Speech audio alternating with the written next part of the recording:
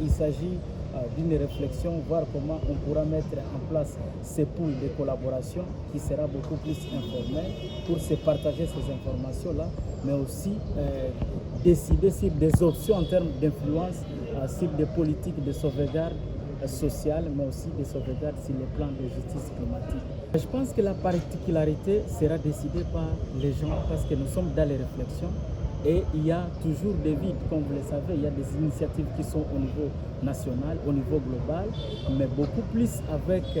si vous voulez, la collaboration avec les services publics, mais aussi avec les plus faibles au niveau de la base, il y a toujours ces gaps qui existent. Et comment faire par rapport aussi, si vous voulez, aux écarts qui existent entre ce qui est dit dans les lois et ce qui est déployé au niveau opérationnel. Et ce sont ces réflexions, les analyses qui vont donner des bases, et sur base de ces, si vous voulez, des bases fondamentales, qui vont devoir donner maintenant des grandes orientations spécifiques avec, si vous voulez, des objectifs et des mandats plus spécifiques qui vont créer aussi des passerelles entre les autres initiatives qui existent pour mettre en place une complémentarité et non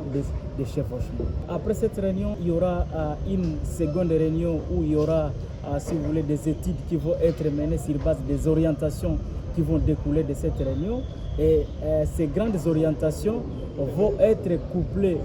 avec les études qui vont être menées. Et les gens vont donner encore une fois des analyses critiques entre ce qui avait été discuté ou les grandes orientations décidées avec ce qui a été retrouvé au niveau des études sur terrain pour concilier ces deux ensembles et puis donner des options beaucoup plus réelles et des options beaucoup plus en termes d'orientation avec une feuille de route qui soit beaucoup plus efficace, adaptée, mais aussi beaucoup plus éclairée par rapport aux dégâts et par rapport aux insuffisances qui existent en termes, si vous voulez, de solutions en termes de justice climatique. Nous avons estimé que ce diagnostic-là est possible du fait que nous avons des experts qui sont là. Nous avons par exemple la presse qui est toujours en contact avec la communauté locale. Nous avons les acteurs de la société civile qui travaillent avec les peuples autochtones. Nous avons des organisations. Et en termes de décision, ce sont les autorités qui doivent décider. Et donc, pour nous, nous pensons que la combinaison multilatérale entre, si vous voulez, les acteurs publics et privés, cela constitue une valeur ajoutée plutôt que ça soit beaucoup plus une valeur, si vous voulez, de divergence. Et donc, les réflexions combinées entre les acteurs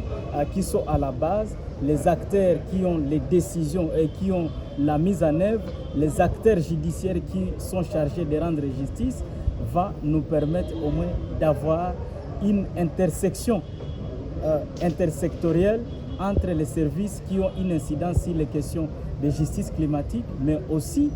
une intersection par rapport à l'harmonisation sur le plan des politiques et aussi la mise en œuvre. Et cela va garantir beaucoup plus de solutions, beaucoup plus réelles et des solutions plus adaptées sans beaucoup plus de défis, quoi.